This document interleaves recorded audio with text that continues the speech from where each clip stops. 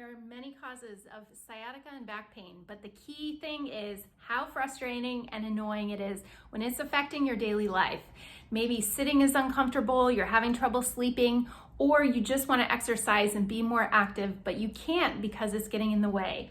And we're going to talk about all the ways that sciatica and back pain, here's my spine here, can be caused, what you can do on your own to start helping it feel better and get some simple strategies for relief, and also the tips and tools that we as the experts use with our clients on a daily basis.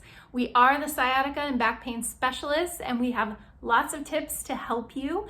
So join us online for this free online class all about sciatica and back pain relief. February 17th, it's a Thursday from 6 to 7 p.m. over Zoom.